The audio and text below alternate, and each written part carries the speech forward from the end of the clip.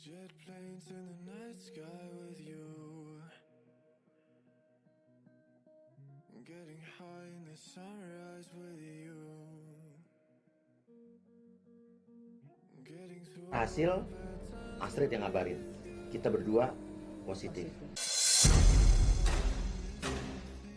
Saya nggak enak. Saya langsung udah berpikir gimana caranya. Saya ke rumah sakit untuk ngecek CT scan sama ke dokter paru. Periksa darah, cek darah. Oke, kita ke sana tapi CT scan saya paru-parunya aman pada saat itu. Dan tiba-tiba bener-bener jatuh, dia sambil teriak-teriak, Astrid, Astrid. Aku keluar dari kamar mandi, aku pegang kamu, tangan kamu, kenapa ini aku di sini, aku di sini. Kamu ngeliatin aku terus tiba-tiba kayak matanya ke atas gitu loh, yang pucet, mukanya pucet, bibir pucet, mata ke atas terus jatuh. Ya Allah, yang bangun, yang sadar. Aku sampai kayak gitu, sampai wah udah nangis deh, udah bangun. Alhamdulillah Mas Uya kebuka matanya. Aku kenapa? Enggak, kamu harus sadar, kamu Panas harus sadar. tinggi tuh. Pas Sampai 39 lebih ya. Aku cek langsung kan badannya panas, aku Ya. cek 39 Ya. sekian. Aduh, aku udah langsung saat itu juga aku telepon dokter. Aku bingung, aku harus melakukan Dokter apa? malam itu nggak bisa datang tuh. Nggak bisa, karena kan udah jam berapa? 11-12 malam pada saat itu. Kan Mas Uya lanjut tidur lagi. Itu aku tidak bisa tidur. Aku cuma ngeliatin dia aja. Aduh, jangan sampai panasnya makin tinggi karena memang udah dikasih obat penurun panas. Turunnya sedikit. Tapi setidaknya turun kan. Tapi itu di situ aku nggak bisa tidur. Aku ngeliatin dia sampai aku mau bikin appointment buat besok untuk dokter datang. Datang dokter besok. Ya. Itu dokter datang beserta timnya pakai APD semua, itu 3 orang dulu. Sampai gue diinfus kanan kiri tuh di apartemen. Vitamin, Tapi pada saat itu saturasi oksigen gue terus menurun di bawah 90. Akhirnya dokter hands up, ini harus di rumah sakit. Dok, bagaimana ini? Apakah saya harus ke rumah sakit, harus ke gawat darurat atau bagaimana? Dok, atau memang bisa isoman aja gitu? Dokternya bilang saya sendiri takut kalau Mas Uya di rumah. Itu kita nelponin rumah sakit yang kita kenal aja, kita nggak dapat, kita nggak bisa masuk rumah sakit.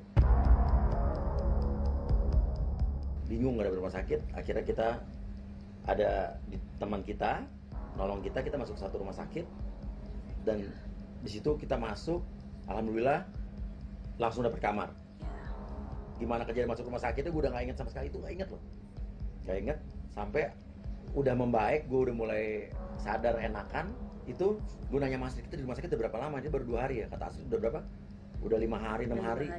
Hah? Gue ingetnya baru 1-2 hari. Jadi gue bener lupa. Menyerang mah gue, jadi gue tuh enak.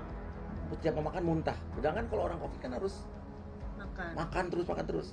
Sampai di infus obat, di satu lagi kita di infus makanan masuk ke dalam, jadi makanan nggak bisa masuk.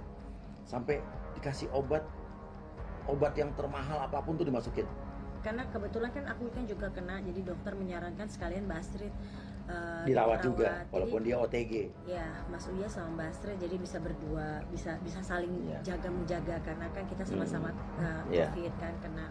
Itu dia dipasang oksigen. Setiap kali dia turun dia bunyinya tut. Nah gitu. 2 malam tuh nggak pernah bisa tidur. Karena setiap kali dia tidur itu saturasi oksigen turun terus. Itu aku pencet ke suster. Kita pernah lah ya, maksudnya aku pernah dirawat di rumah sakit pernah. Cuman tidak pernah sesering ini dokter datang. Karena setiap kali tuh dokter tuh khawatir karena saturasi oksigen. Suster datang, perawat datang. Nah, mungkin kalau ada teman-teman yang isoman, yang mungkin yang katanya OTG, coba harus beli alat oksigen. Pengukur oksigen dalam darah. Saturasi oksigen. Jangan sampai di bawah 95, 94. Oximeter. Iya. Gue waktu itu udah di bawah 90. Banyak orang yang nggak tahu isolasi mandiri di rumah, dia ngerasa baik-baik aja, tapi dia nggak tahu kalau kadar oksigen dia turun dan sampai akhirnya telat. Akhirnya dibawa ke rumah sakit. Jadi ini pelajaran nih, oximeter tuh perlu untuk orang yang kena COVID. Habis itu masuk obat ke dalam darah tuh sakit, sampai nangis. Gue tuh nangis, setiap hari nangis, saking sakitnya itu obat masuk ke dalam darah. Itu perih banget, kayak disayat-sayat. Dari malam sampai pagi itu baru selesai tuh obat, itu kita nggak bisa tidur. Jadi ini penyakit yang kejam, penyakit yang nggak seperti orang bilang biasa-biasa aja. Orang bilang nih penyakit COVID